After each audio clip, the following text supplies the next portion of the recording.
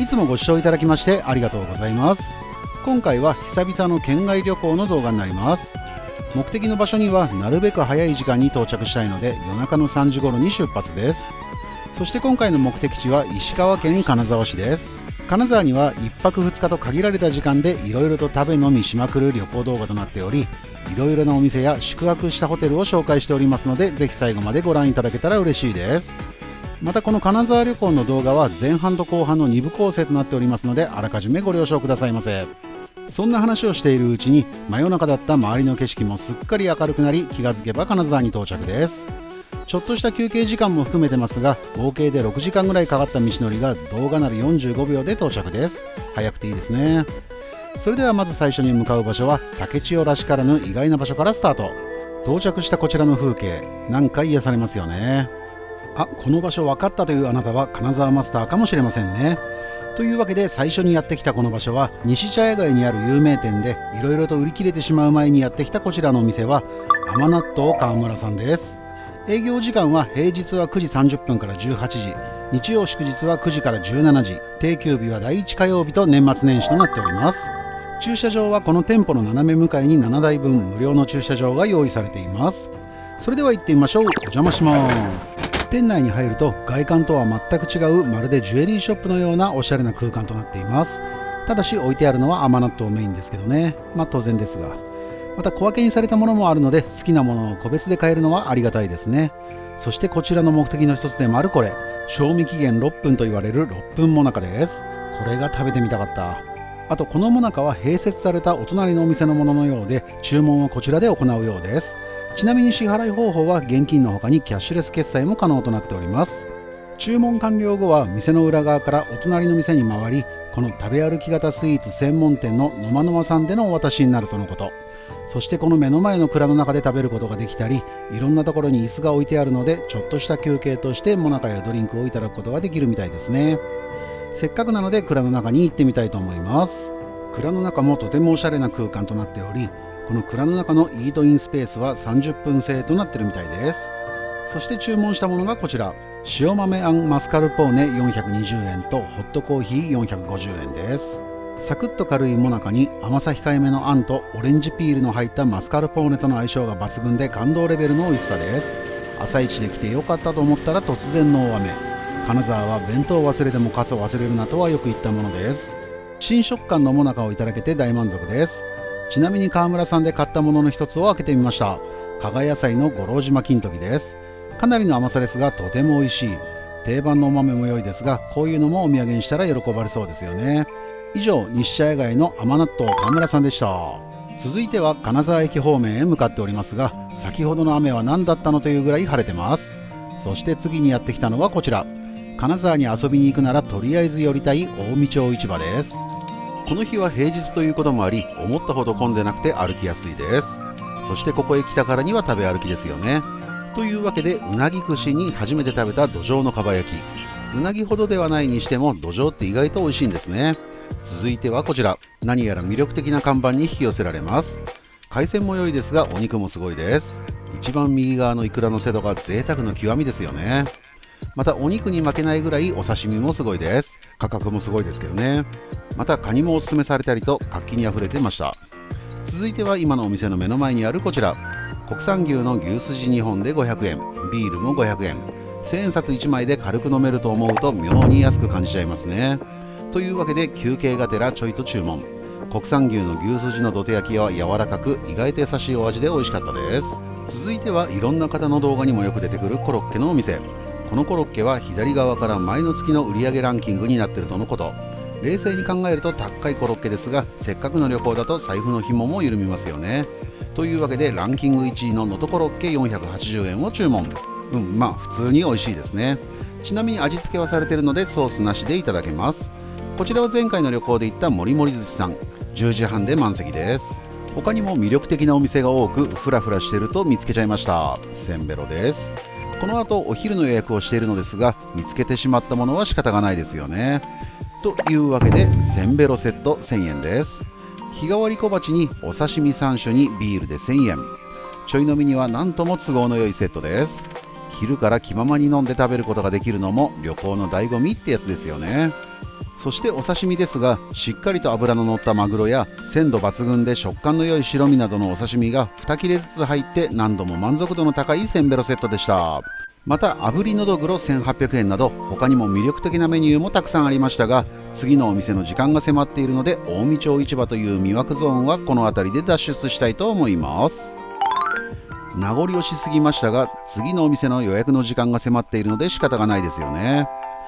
そしてお昼ご飯として事前に予約しておいたお店は、今の近江町市場から歩いて5分程度の場所にあるのれん看板以外余計なものは一切ないと言わんばかりのこちらのお店は、金沢市西町4番町にあります寿司春さんです。営業時間は11時30分から14時と18時から22時で、定休日は水曜日となっております。ちなみに駐車場はありませんので、近隣の有料駐車場を利用することになります。それでは行ってみましょう。お邪魔します。店内も外観同様シンプルですが清潔感がありおしゃれ。客席はカウンターのみ10席で、昼のメニューはお任せの10貫5000円か14貫7000円の2種類のみとなっております。ドリンクメニューはこんな感じ。いろんな種類の日本酒にジンやワイン、ビールにハイボールに梅酒に焼酎、ノンアルコールビールにソフトドリンクがあります。他にもいろいろありましたが割愛します。お寿司は14貫でお願いし、飲み物の注文も完了したのでお寿司が出てくるのをお利口さんにして待ちます。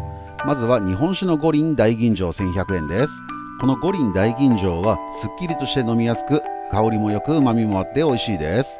またこの切り子のおちょこがより上品さを演出しますよね。そして最初に出てきたお寿司はヒラメです。淡白ですが上品な旨味があり、食感もよく美味しいです。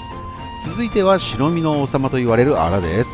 これも食感がよく程よい脂が乗ってて甘みが強くとても美味しいです。続いてはアオリイカです。これも甘みが強く細かく包丁を入れてくれてあるのでとても食べやすく食感も良かったです。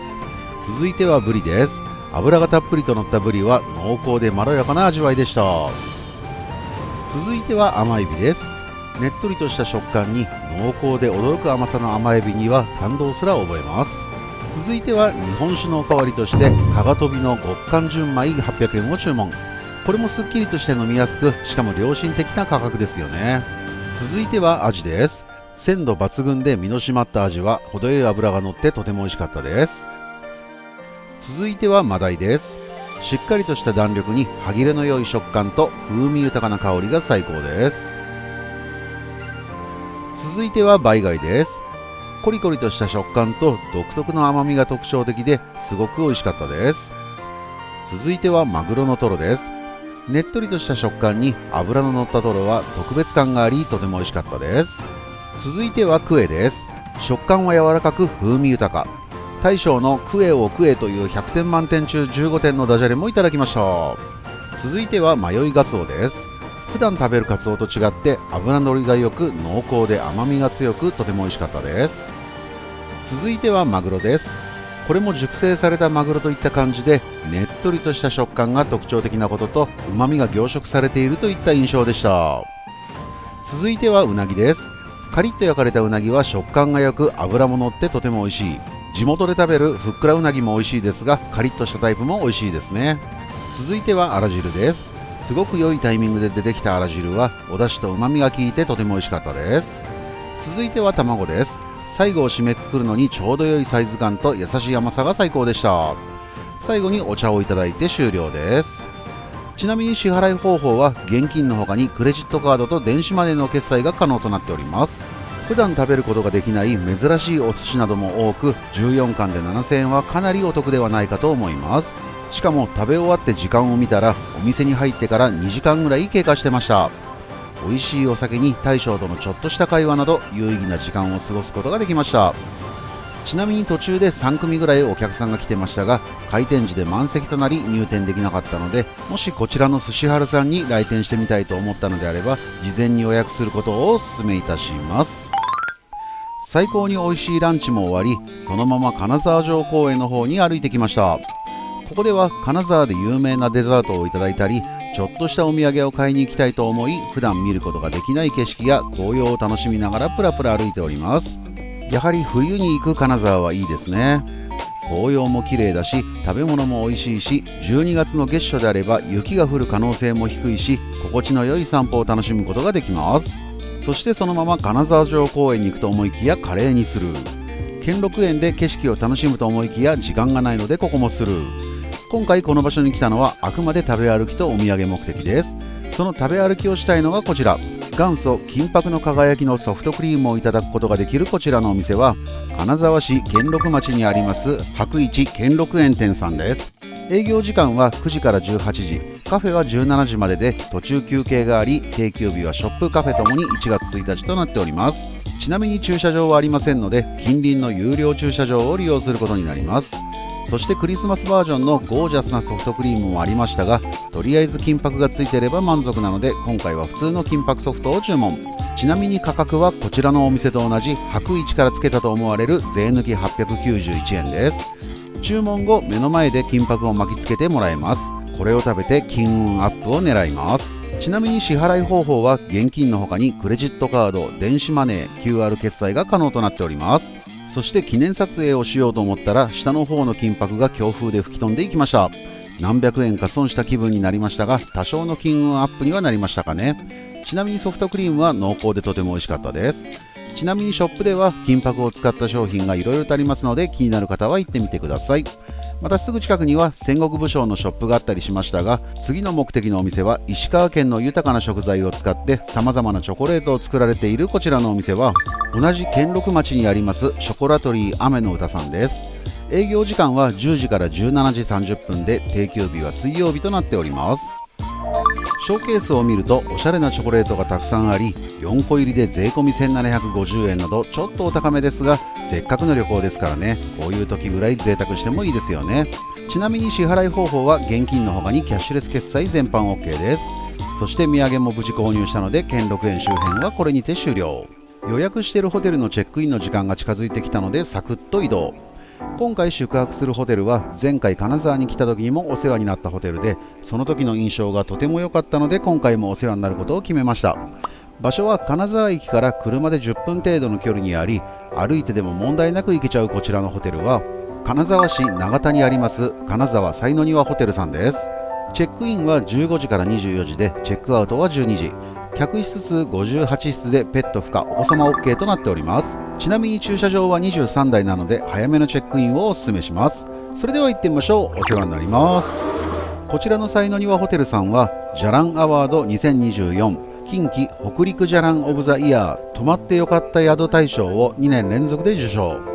また旅好きが選ぶ日本人に人気の朝食の美味しいホテルを4年連続でランクインするほどのホテルで、この朝食が本当に魅力的なんですよね。またロビーの他にラウンジにもゆったりとした休憩スペースがあり、ここでは大きな窓から見える景色や会話を楽しみながら無料のドリンクをいただくことができます。それではチェックインも済ませたので早速お部屋の方に向かいたいと思います。今回のお部屋は2階とのことですが、実は月末と月初は少し安くなりお得に泊まることができます。また今回は1人1万円ぐらいの安いお部屋を予約したのですが、ホテル側の気遣いで同じ料金のまま良いお部屋にグレードアップしていただけました。ありがとうございます。また各部屋の前に工芸品があり、実際に購入することができます。各部屋をいろいろと見て回り、この兜のガラス細工を旅行記念に購入しようか結構悩みましたが、今回は見送りました。というわけで今回宿泊する203号室に入りたいと思います。今の1枚の引き戸を開けた先に部屋の入り口があり、お部屋はカードキーとなっております。入室後は横の壁にカードキーを差し込むことで各部屋のライトがつきます。こちらのお部屋はセパレートデラックスといい、リビングとベッドスペースが独立した広さ45平米の和洋室のタイプのツインルームです。最大4名での利用が可能なゆとりの空間となっております。ちなみにこちらのお部屋のベッドはシモンズ製とのことです。続いて奥のお部屋は畳の仕様となっており、コンセント付きのちょっとしたテーブルに4名用のローテーブルに大型のテレビがあります。またベッドルームとリビングの間には洗面台にお風呂とトイレがあり、全てが綺麗で清潔感があり、安心してくつろぐことができそうです。また1階に大浴場があるのに部屋のお風呂がここまで大きいのも珍しいですよね。お風呂もトイレもとても綺麗です。ちなみにこのシモンズ製のベッドは結構硬めのタイプ。ローテーブルって意外と座り心地、居心地がいいんですね。こういうローデスクもおしゃれでいいですね。ちなみに中央の引き出しに金庫があります。あとリビングの横には大きな窓があり、カーテンを開けると景色を楽しむことができます。話は変わりますが、金沢は行きたいところが多いので、正直1泊2日だと全然時間が足りないです。2泊3日だったら行きたいところ全部回れると思うんですけどね。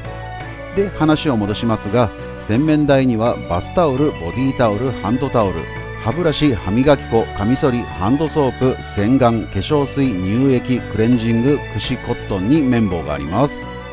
あとはオリジナルの館内着にお茶やコーヒーにお水、取り忘れましたがこの下に小さい冷蔵庫もあります。ちなみにお付き菓子は落雁、初めて食べましたがすごい美味しいんですね。あと1階に大浴場があり、大浴場の手前のフロアにはマッサージチェアが2台あります。また驚きなのが大浴場の横の部屋にはトレーニングルームも用意されてます。すごいですよね。少しゆっくりしたいところですが、夕方には居酒屋を予約してあり、フロントの方がタクシーの手配をしてくれてあるので、そろそろロビーに向かいたいと思います。動画が長くなってしまうので前半はここで終了。次回はこの続きの夕方の居酒屋からスタートしますので、ぜひ金沢旅行の後編も見ていただけたら嬉しいです。それではまた次回の動画でお会いしましょう。前編を最後までご覧いただきましてありがとうございました。